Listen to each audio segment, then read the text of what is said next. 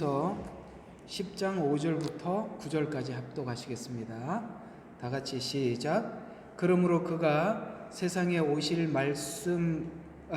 때에 말씀하시기를 주께서 희생 제물과 예물을 바라지 아니하시고 나를 위하여 한 몸을 예비하셨도다.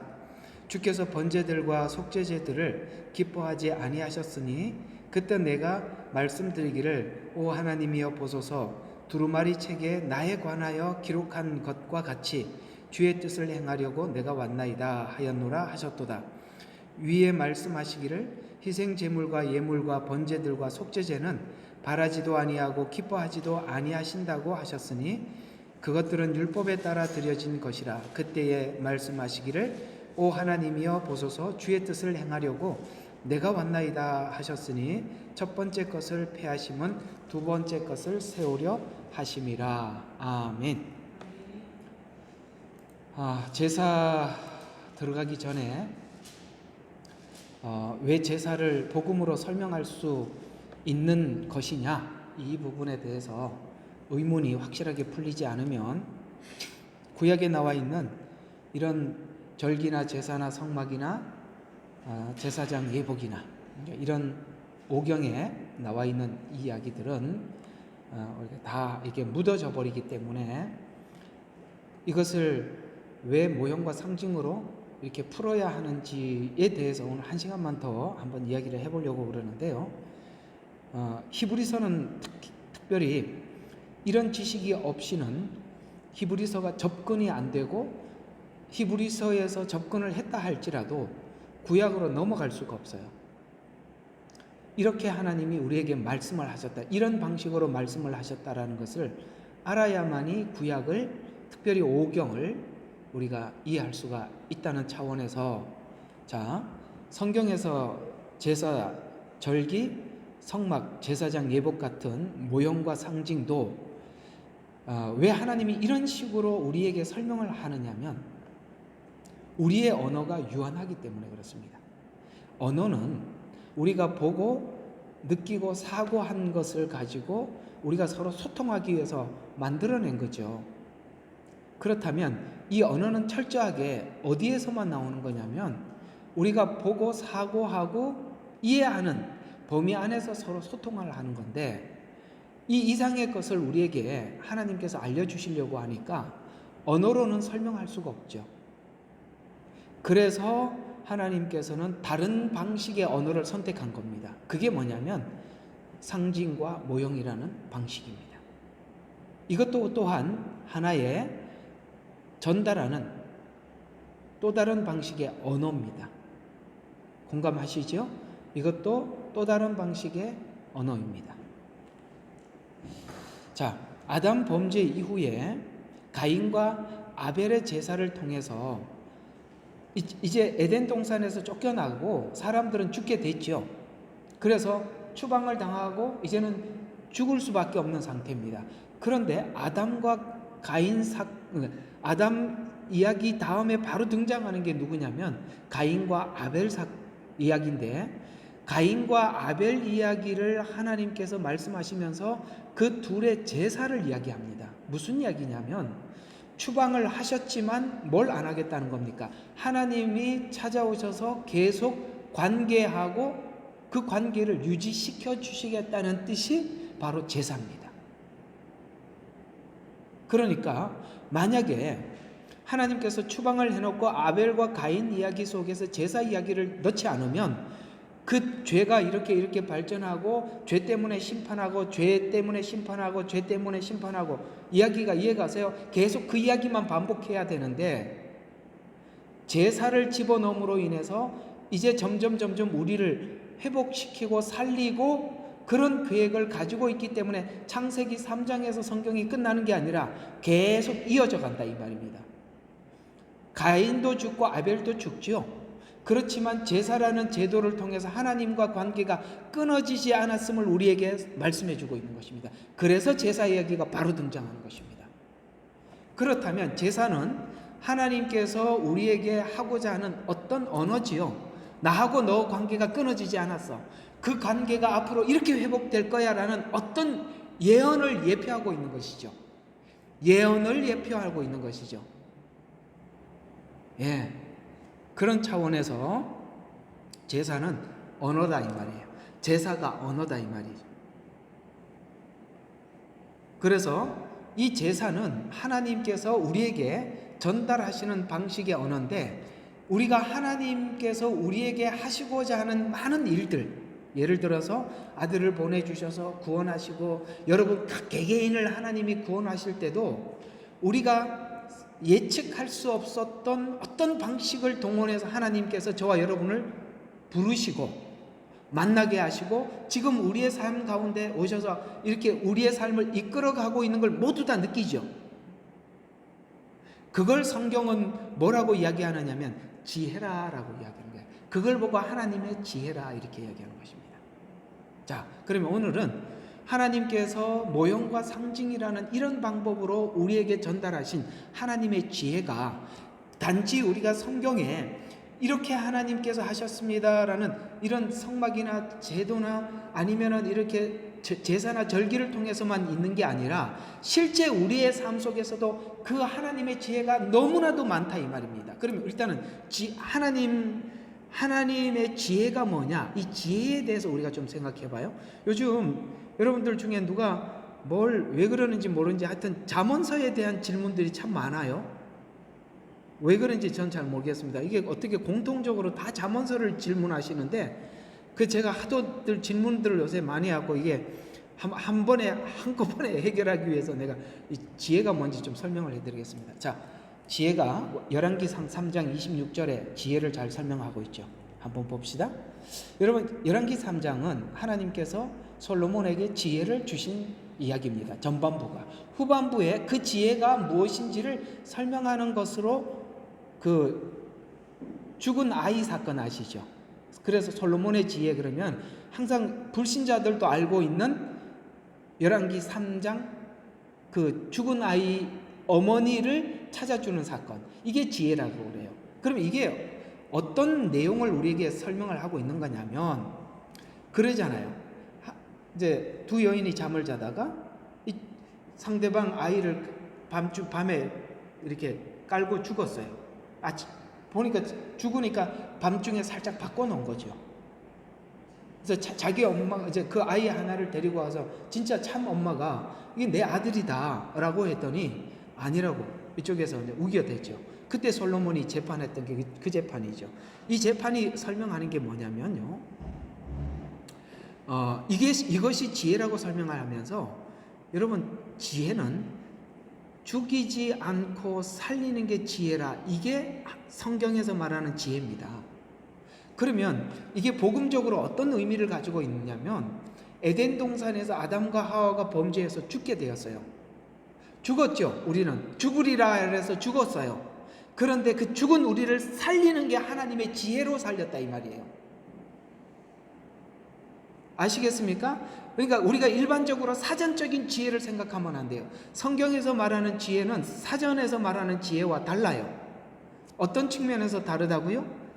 세상의 지혜는 많은 지식을 모아서 현명하게 일을 처리해 나가는 것, 이런 정도로 우리는 지혜를 이해하고 있죠.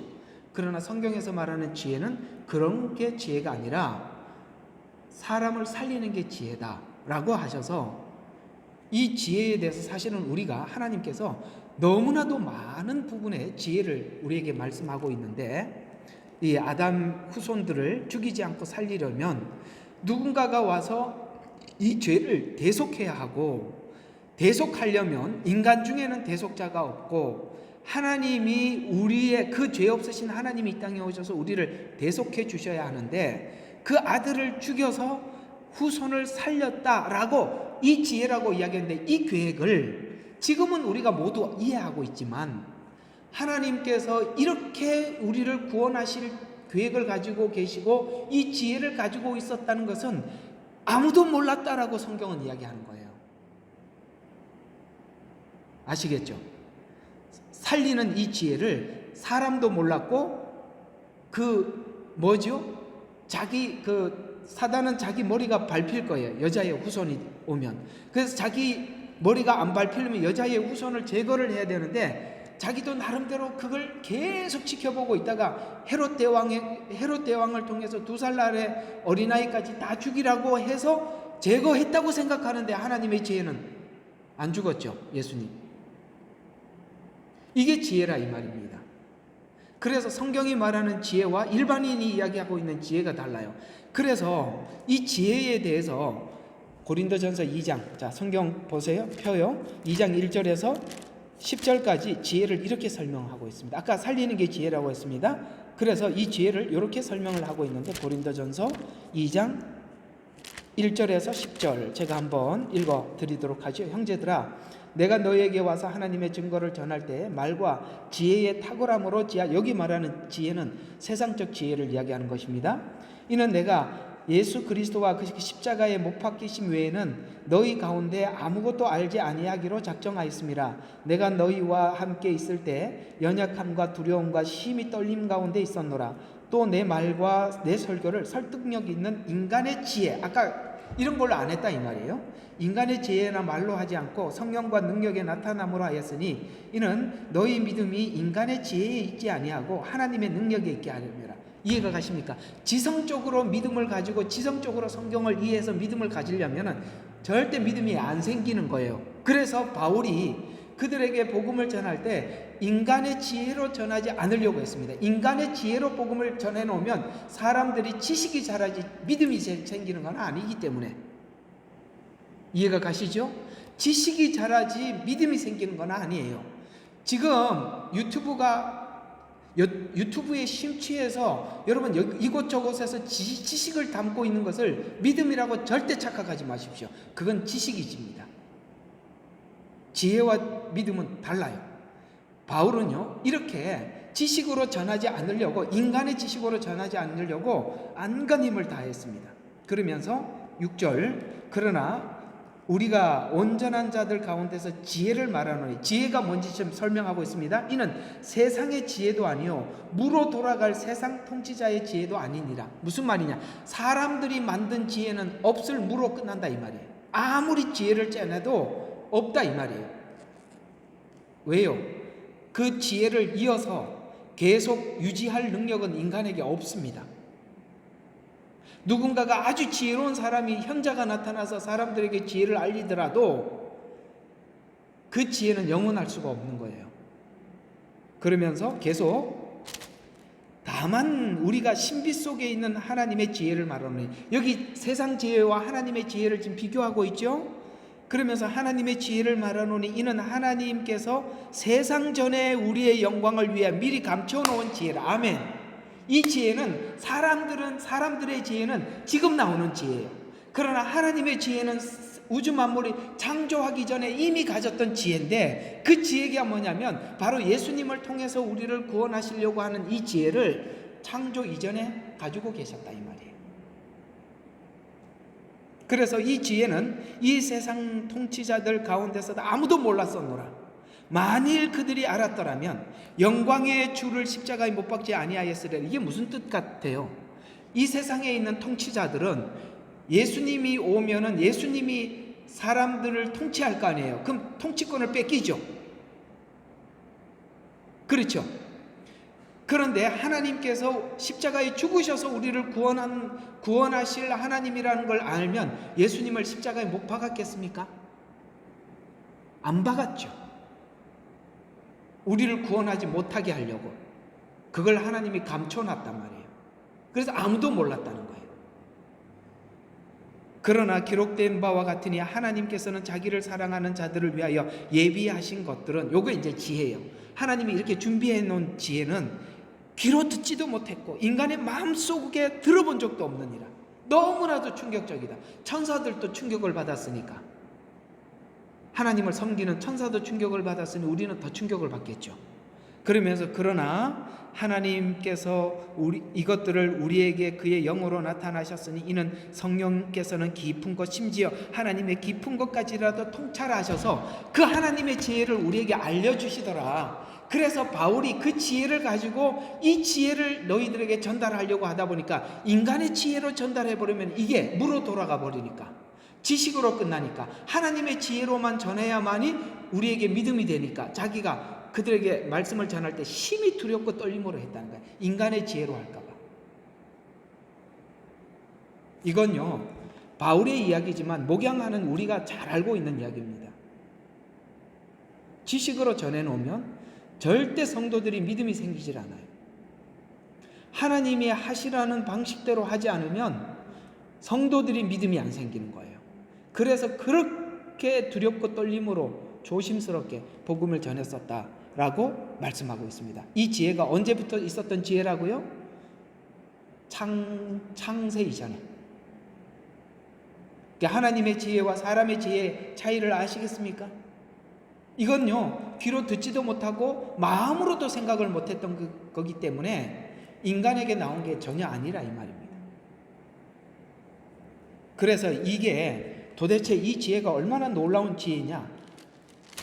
지금 우리가 앞으로 제사할 텐데 이 제사를 하면서 이 지혜에 우리 함께 놀라보자, 깜짝 놀라보자, 이런 차원에서 로마서 3장 얼마나 이 지혜가 놀라운지 한번 봅시다. 로마서 3장 21절에서 28절, 3장 21절에서 28절. 자, 그러나 이제는 율법 없이 하나님의 의가 나타났으니 율법과 선지자들을 통해 증거된 것이니라. 곧 하나님의 의는, 자, 우리에게 거듭나게 하셨죠. 하나님의 의라는 말은 우리를 거듭나게 하신 하나님의 의를 이야기하는 것입니다. 예수 그리스도를 믿음으로 인한 것으로 믿는 자와 모든 믿는 자와 모든 자에게 미치나니 차별이 없느니라. 이게 뭐냐면 유대인들을 하나님이 따로 선별해서 하나님의 의를 전했잖아요. 율법을 주고 복음을 전했죠.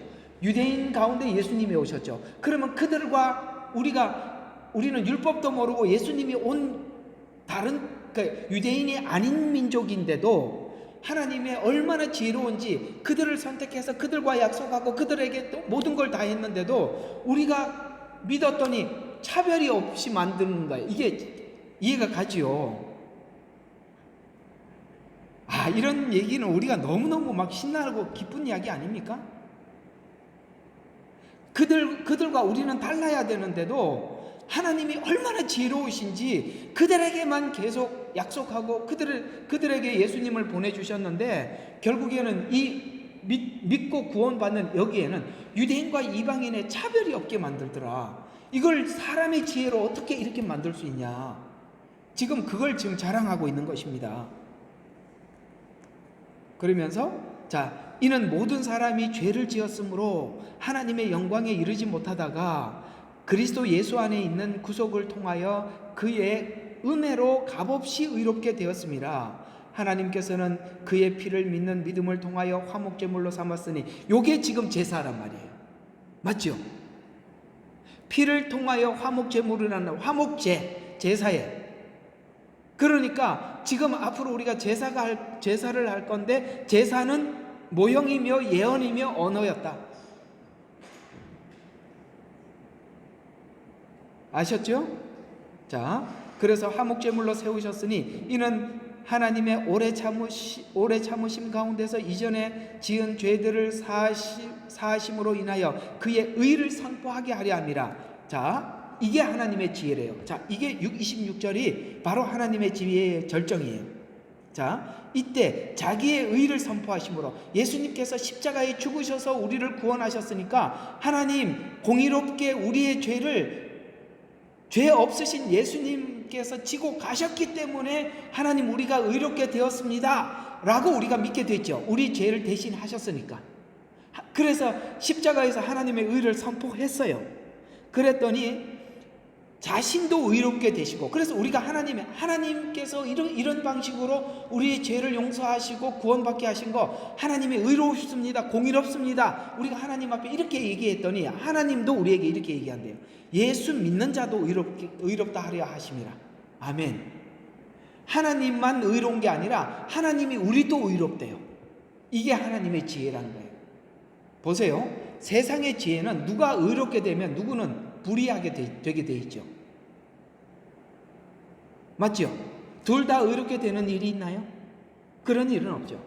둘이 딱 갔어요. 그러면 하나는 의롭고 하나는 분명히 불의하게 이렇게 결판이 나게 돼 있는데 하나님의 의는 둘 다 의롭게 됐다는 거예요. 그래서 하나님도 우리를 보고 의롭다 이렇게 말씀하셨는데, 우리도 하나님께 의롭다 이렇게 얘기하는데, 나중에는 우리가 주를 위해서 살았더니 주님께서 수고했다고 상급도 주시고 면류관도 씌워주셔요. 의롭다고.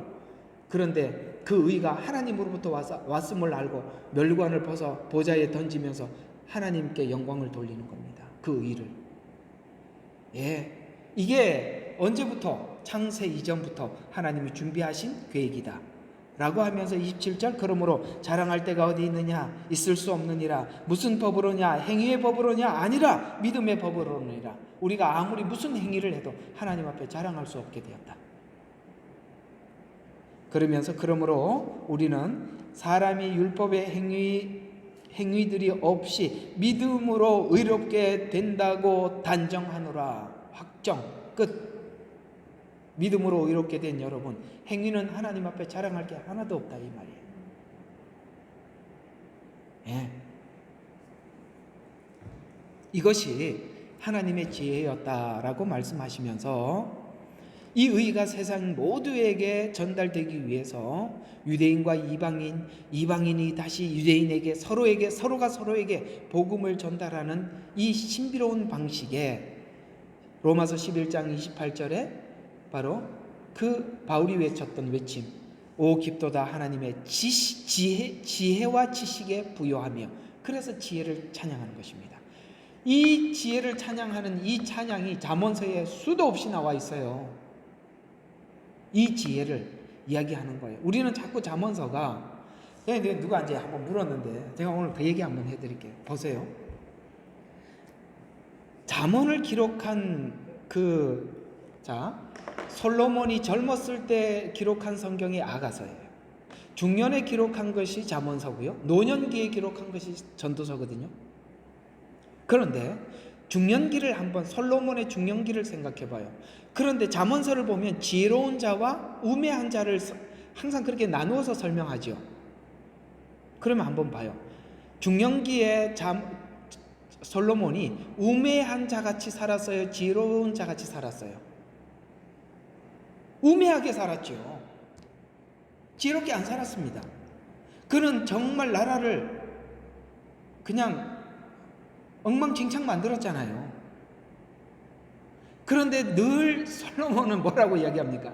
우매한 자는 이렇고 지혜로운 자는 이런데, 이게 무슨 이야기? 자기는 계속 우매한 쪽으로 가면서 지혜는 이쪽에 있대.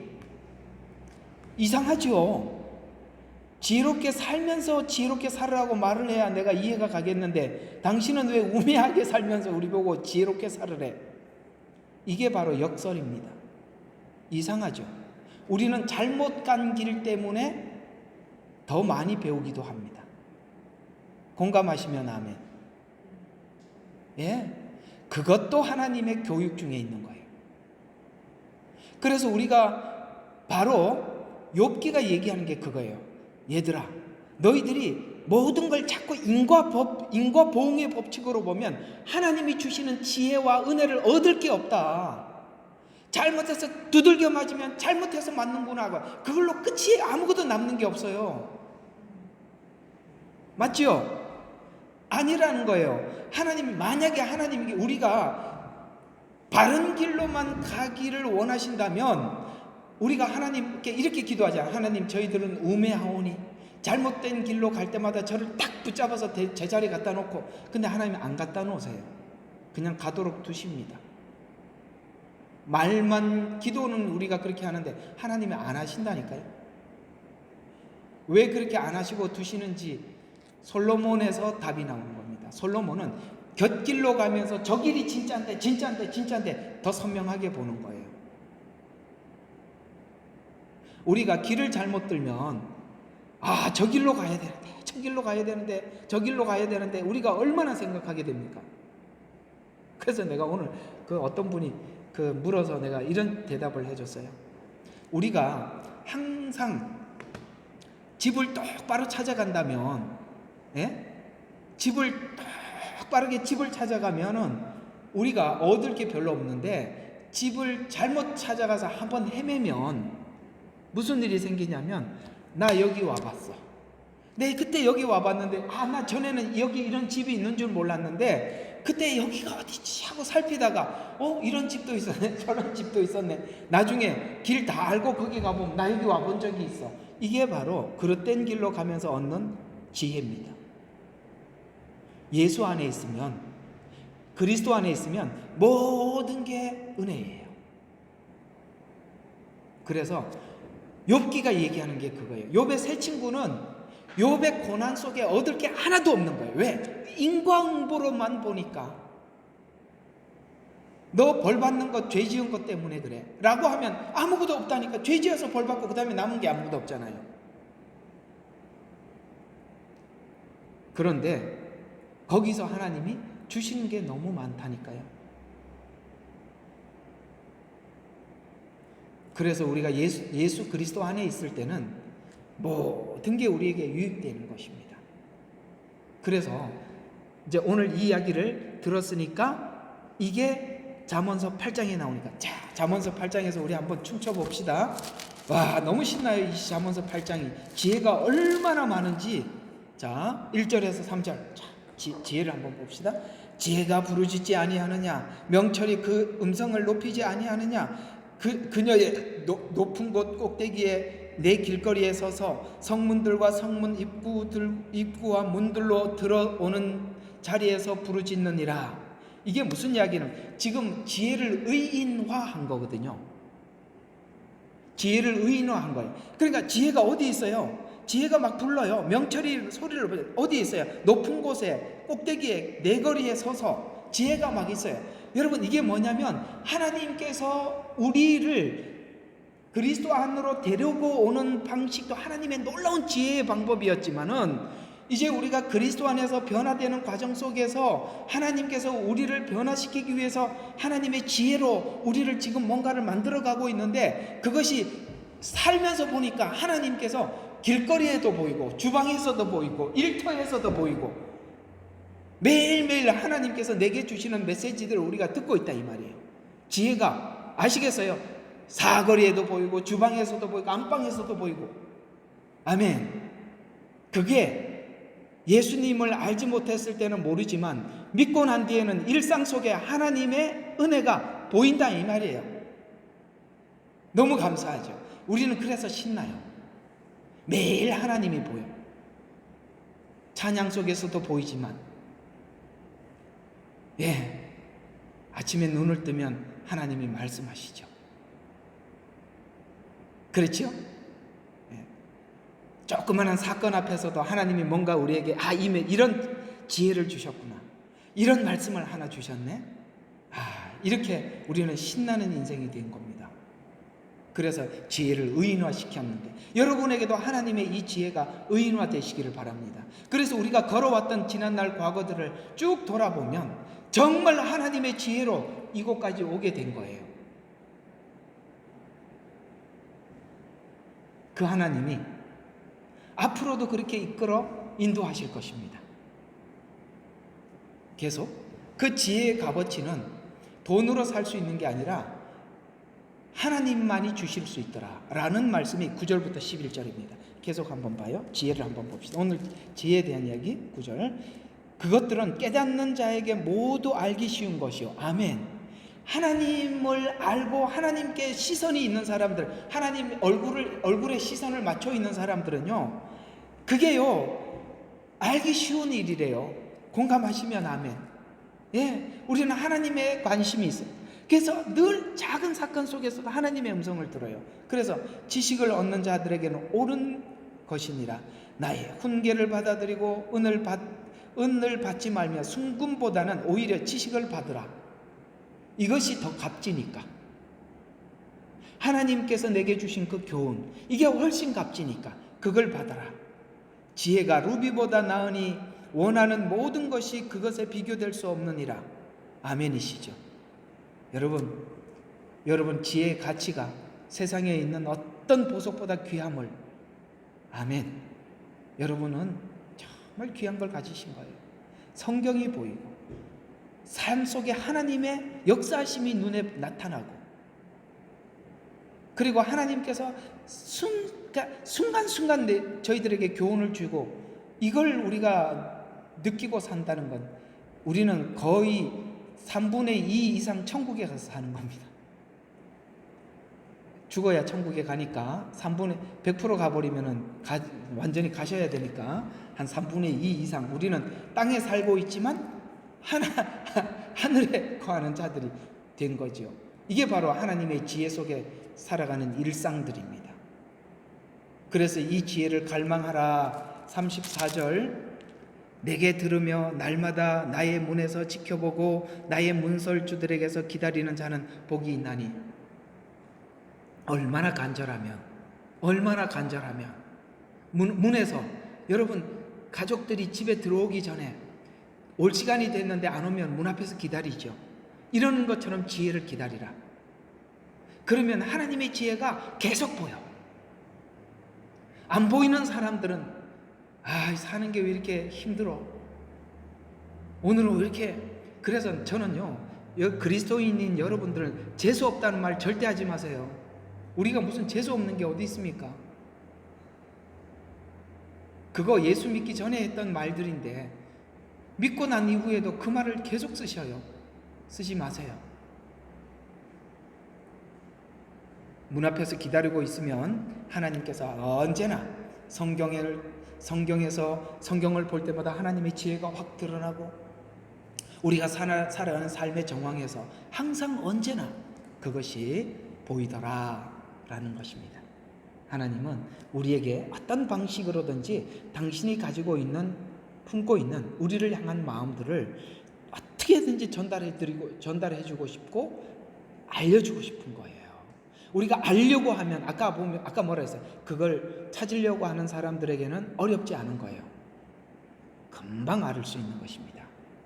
자, 계속 그런 차원에서 하나님은 상징이나 모형이라는 이 방식을 통해서도 우리에게 언어를 전달하고 있는데, 상징보다 일부 발전하여서 한 번 더 발전해서 분명히 보이는 것이 모형이에요. 상징은요, 뭔가가 알겠는데 이건 있어요. 그러나 모형은 딱 그림을 그려가지고, 여러분 성막은 딱 모형이잖아요. 나중에 이제 이거 끝나면 성막 해드릴게요. 거기 보면은 세상에 여기가 십자가가 있네, 여기가 하나님의 보좌가 있네, 아이고 이렇게 예수님이 화목제물이 되셨네. 그래 믿지 않는 우리가 이 문으로 들어와서, 동문으로 들어와서 아이고 처음 만난 게 번제단이네, 그 다음에 아이고 우리가 물두멍을 만났네, 아이고 성소에는 이런 게 있구나, 아이고 지성소에는 바로 이런 게 있구나. 이거 쫙 보면 거기 하나 있는 기구 하나, 거기에 있는 색상 하나, 널판지 하나, 모두가 다 그걸 들으면 까무러칠 만큼 하나님께서 말씀을 전달하고 있다는 거예요. 아시겠어요? 왜 언어로 전달을 못하는지. 언어는 1차적인 한계예요. 훨씬 더 고차원적인 언어가 상징이고, 그보다 더 고차원적인 게 모형입니다. 그래서 제사가 상징성을 갖는다면 성막은 상징과 함께 모형을 갖는 것인데, 성막에서 제사를 드려서 구원이 십자가를 통해 얻는 것을 설명했다면, 절기가 또 우리에게 설명하고자 하는 것은 구원의 시작, 그 다음에 구원의 완성, 내가 이 방식대로 할 거야 하고 하나님 우리에게 구원의 방식을 쫙 설명해 준 게 절기예요. 그 가장 핵심에 뭐가 있어요? 십자가가 있으니까. 그래서 제사를 그렇게 많이 설명하는 겁니다. 절기보다 훨씬 더 많이. 십자가가 중심이니까. 자, 그런 의미에서 상징을 넘어서 모형은 예언을 담아서 설명해 주고 있다. 자, 모형 안에 뭐가 있다고요? 예언이 있대요. 자, 우리가 조금 더 눈을 다음 단계에 눈을 떠서 보도록 하겠습니다. 모형을 통해서 전달하는 예언. 아주 멋진 주제입니다. 모형을 통해서 전달하는 예언. 자, 성경의 제사를 이해하기 위해서는 상징과 더불어 모형에 대한 이해도 중요한데, 모형이란 진짜와 대조하는 것으로 생각하면 쉽게 이해할 것이다. 우리 한국에는 모델 하우스가 있죠. 모델 하우스를 보기 전에 사람들이 뭘 보고 오죠? 저기 이 집 이렇게 그 도면을 보지요. 아, 여기가 주방이고 여기가 사이즈가 이만하고 여기는 안방이고 여기는 거실이고 이런 거 보잖아요. 그게 첫 번째 모형이죠. 근데 요 그림을 가지고 그림대로 딱 집을 모델 하우스를 지어 놓은 게 그게 모형이에요. 그게 성막입니다. 그래서 이 성막은 하나의 예언이죠. 당연히 예언이죠. 자, 그래서 구약 제사는 모형인데 아울러 제사 행위는 사전에 미리 우리들에게 이러할 것이다라는 미리 알려주는 방식이고 사전에 알리지만 전체를 이해할 수 있는 예언이다. 제가 오늘 이 글귀 만드느라고 애먹었습니다. 여러분들은 그냥 읽기만 하지 저는 이게 하나하나 만드는 게 쉽지 않았어요. 다시 한번 설명할게요. 구약 제사는 모형이다. 맞죠? 아울러 제사 행위는 사전에 미리 우리에게 이렇게 구원할 것이다 라고 알려주시는 방식이고 사전에 알리지만 전체를 이해할 수 있는 예언이다. 그래서 유월절은 바로 유월절에 죽으실 어린 양인 예수님 십자가 사건을 모형적으로 상징적으로 설명한 거 아니겠어요? 그런데 이스라엘 백성들은 유월절 양을 잡으면서 유월절의 주인공인 예수님이 십자가를 지시고 성 밖에서 죽으시는데 그걸 보지 못했죠.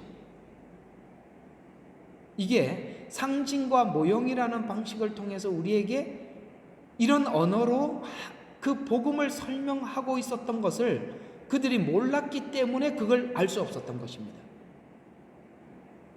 여러분과 제가 로마서에서 설명하고 있는 이 내용을 구약의 모세오경에서 다시 찾아서 확인한다는 것은 큰 축복입니다. 로마서 한 권으로 충분해요. 그러나 그 세세하게 관찰을 하려면 오경에서 관찰을 하지 않으면 세밀하게 관찰을 할 수가 없는 거예요. 자, 성경의 큰 특성은 예언적 성격을 띠고 있다는 것인데 성경에 이 언어적 형태의 예언이 있고 모형적 형태의 예언이 있어요. 그러면 언어적 형태의 예언은 시와 산문 형태로 장차 올 일에 대한 예언으로 이스라엘 멸망과 회복, 예수 그리스도의 탄생, 재림에 관한 내용이 주종을 이루고 있어요. 단순하게 기록을 하고 있는 겁니다. 언어로는. 그래서 이 언어로 예언된 곳은 초림이 구약에 333곳에 기록되어 있다고 합니다. 초림이 구약에는 333곳에서 예언이 되어 있었고요. 재림하실 것에 대한 예언도 318곳에 기록되어서 구약의 예언 주체가 초림과 재림임을 이해할 수 있습니다. 그러니까 하나님께서 이걸 우리에게 알려주기 위해서 333곳에서 설명을 했으니까 다양한 그걸 설명할 때마다 또 이렇게 쭉 설명하다가 초림을 또 이렇게 설명하다가 초림을 설명하고 이렇게 설명하다가 초림을 설명했으니까 얼마나 우리에게 초림을 설명하려고 애썼는지 흔적이 나 보이잖아요. 333곳에나 초림을 설명을 했으니까 한두 번 한 게 아니에요. 그것도 전부 다 각자 그 초림을 설명하는 방식이 똑같은 방식이 아니라 이런 방법으로. 그래서 히브리서 1장 1절에 여러 모양으로 이렇게 설명한 거예요. 그래서 언어적 형태에 열심히 적기는 적어 놓으세요. 나중에 다 이게 한번 올려 드릴 테니까 잘 들으세요. 그냥. 자, 모형적 예언은 시간적인 예언인데 모형적 예언에는 인물, 사건, 행위, 사물, 제도 등이 있는데 레위기 제사는 단순히 그냥 제사가 아니라 신약의 예수 그리스도를 발견하게 되는 것인데 그러므로 레위기 제사 속에 빛나는 복음을 우리가 발견할 수가 있는데 여기까지 해야 돼요. 자, 그러면 성경 속에 나타나 있는 제사의 종류에 반드시 이것이 있어야만이 제사를 하나님 앞에 드릴 수 있다라는 것이 세 가지가 있습니다. 이 세 가지는 굉장히 중요하니까 외우셔야 되는데 첫 번째 번째, 제사 드리는 자가 있어야 제사를 드립니다. 맞죠? 제사 드리는 자가 없는데 어떻게 제사를 드릴 수가 있겠어요? 두 번째 있어야 되는 것은 뭐냐? 제사 드리는 자가 그냥 와서 되는 게 아니라 반드시 희생 제물을 가지고 와야 되는 것이에요. 그러면 희생 제물을 가지고 왔다고 해서 제사 드리는 자가 그냥 자기가 제사 드릴 수 있느냐? No. 반드시 제사장이 있어야 되는 것입니다. 세 가지 기억하세요. 하나는 이걸 보고 짧게 표현하면 제주라고 그럽니다. 제사 드리는 자, 제주. 두 번째는 뭐라고요? 제물. 세 번째 뭐예요? 제사장. 기억하세요. 제주, 제물, 제사장. 자, 그러면 봅시다. 이것이 바로 제사가 너희들의 죄는 이런 방식으로 용서를 받는단다. 이런 방식으로 죄를 용서할 것이다. 이렇게 설명한 것이 바로 제사인데, 제사 드리는 자는 인간이 율법 아래 있을 때 율법을 통해서 우리가 확인할 수 있었던 게 뭐죠? 죄인이구나. 죄인은 하나님 앞에 심판을 받는구나. 심판으로 끝나는 게 아니라 죄의 결과인 심판은 사망이구나. 이게 율법이 우리에게 가르쳐 준 거죠. 이게 갈라디아서, 로마서에서 중요하게 다루고 있는 복음이죠. 우리를 그렇다면 이걸 해결할 수 있는 방법이 한 가지가 있어요. 이 죄를 담당하면 되는데 우리는 그걸, 인간은 죄를 담당할 자격이 없어요. 왜냐하면 아담의 후손이니까. 아담의 후손이니까 할 방법이 없어요. 그래서 죄 없으신 분이 대신 우리 죄를 지고 가신다면 그게 가능해진다라는 것을 알려주기 위해서 제주가 희생 제물을 가지고 오게 한 거예요. 그래서 희생 제물을 가지고 오면 희생 제물을 머리에다가 손을 얹어놓고 제주가 그 희생 제물에다가 자기 죄를 다 구하는 거예요. 무슨 죄든지 다 이야기를 해요. 그리고 원래 성경대로 하면은 제주가 이 양을 잡습니다. 우리가 처음에 이 제사를 잘못 설명할 때는 제사장이 잡아준다고 그렇게 설명을 했는데 성경은 본인이 잡는다고 나와 있어요. 그래서 베드로가 외치죠. 너희가 십자가에 못 박은 예수는 너희가 못 박았대요.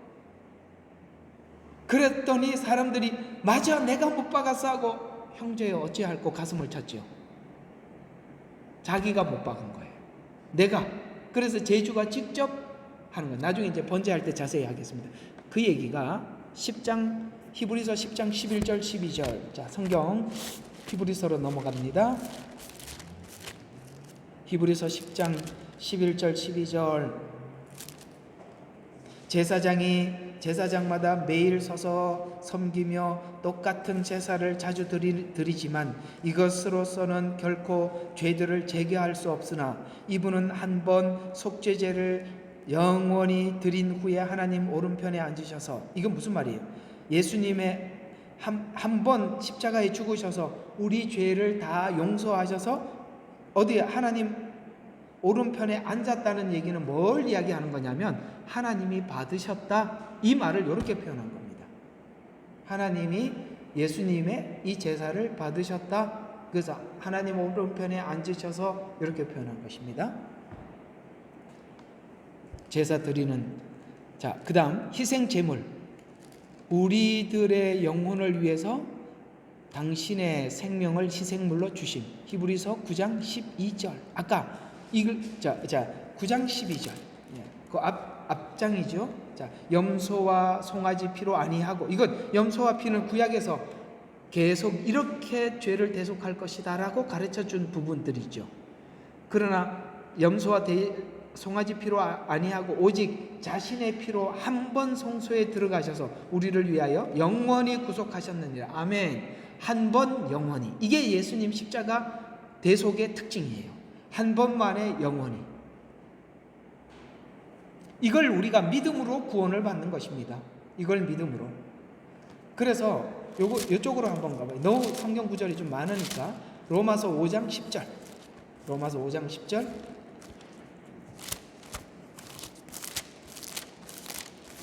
로마서 5장 10절입니다. 자, 우리가 원수 되었을 때도 그의 아들의 죽음으로 인하여 하나님과 화해하게 되었으니 더욱더 화해하게 된 우리는 그의 생명으로 인하여 구원받게 되리라. 예수님이 화해하게 되었다라는 것은 제사로 표현하면 화목제물이 되셨다, 이 뜻이에요. 그래서 어떻게 됐다고요? 우리가 화해하게 될 그 생명으로 인하여 구원받게 되리라. 그뿐 아니라 이제 우리로 속죄를 얻게 하신 예수 그리스도를 통하여 하나님 안에서 즐거워하느니라. 화목을 넘어서 즐거워하느니라. 즐거워하느니라. 그러려면 주님과 즐거워하려면 누려야 되잖아요. 그게 누림이잖아요. 누리려면 어떻게 해야 누릴 수 있죠?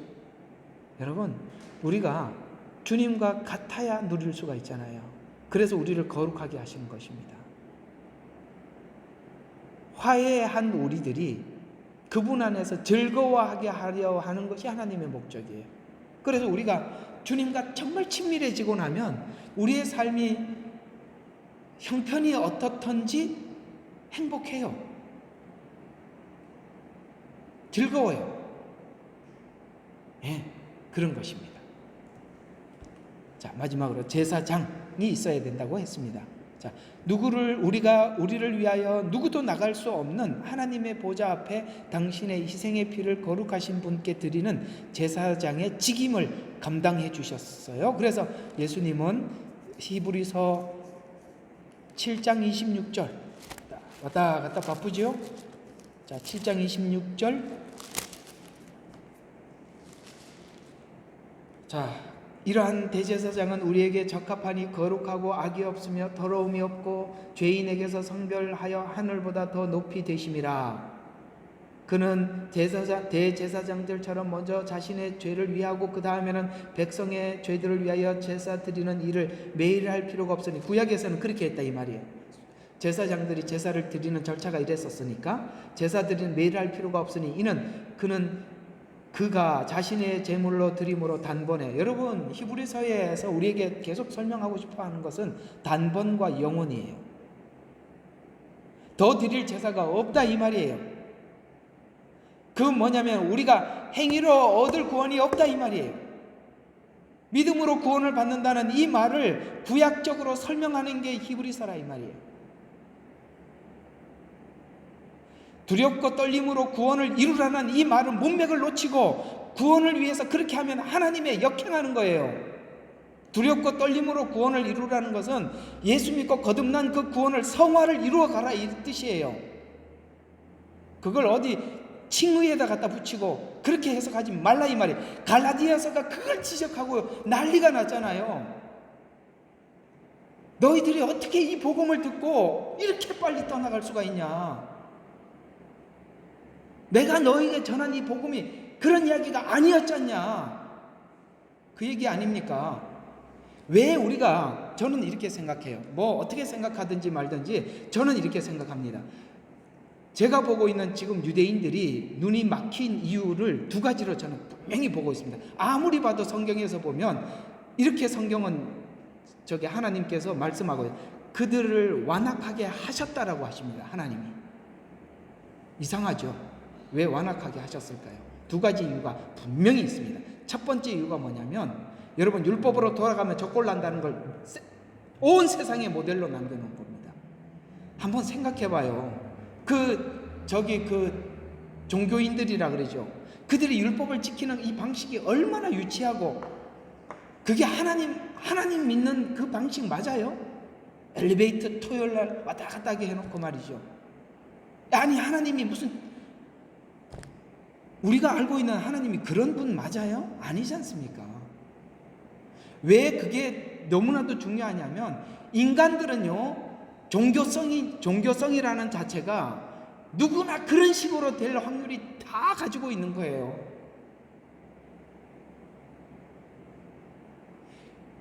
기독교 이외의 모든 종교가 형식적이고 종교적이고 외식적이고 이중성이잖아요. 하나님도 율법으로 섬기면 그걸 아는 거예요. 결론은 딱 샘플로 남겨놓은 거예요. 두 번째, 이게 하나님을 섬기는 예라고 믿다가 마지막에 터져버리는 겁니다. 막판에 한번 터뜨리려고 하나님이 준비해 놓은 겁니다. 그래서 그들이 마지막 때 내가 영을 확 부어주실 때 그게 그들에게 애통하고 애곡하는데 독자가 죽어 어머니가 독자가 죽은 것 같이 애통하리라. 스가랴서 14장에 나오지 않습니까? 그들이 그게 터졌을 때 엄청날 거예요. 저는 뭐 정말 우리가 세상에서 방황하다 주님 앞에 돌아와도 진짜 이거 어떻게 할 줄 모르는데 그 사람들이 돌아왔을 때 내가 상상해 보면 와, 난 정말 그날이 너무 기대돼요. 그렇게 하나님의 종으로서 이스라엘은 쓰고 계시는 겁니다. 종으로 쓰는 거예요. 종. 네. 자, 오늘은 여기까지 하려고 딱 메모해놨는데 딱 왔네요. 잘 왔습니다. 이제 다음 주부터는 제대로 이제 제사론 하나하나 들어갈 수 있겠습니다. 이 제사론을 하기 전에 이 상징과 모형이 왜 복음인지를 이걸 설명을 안 해놓으면 이게요 하면서도 계속 찝찝한 거예요. 왜냐하면 아니 이런 방식으로도 설명을 해도 되나? 이렇게 사람들이 생각할 수가 있어요. 근데 히브리서는 그렇게 복음을 설명하고 있거든요. 아시겠죠? 그런 차원에서 여러분들이 좀 이해가 많이 필요하다 싶어서 좀 시간을 할애해서 이 말씀을 전했습니다.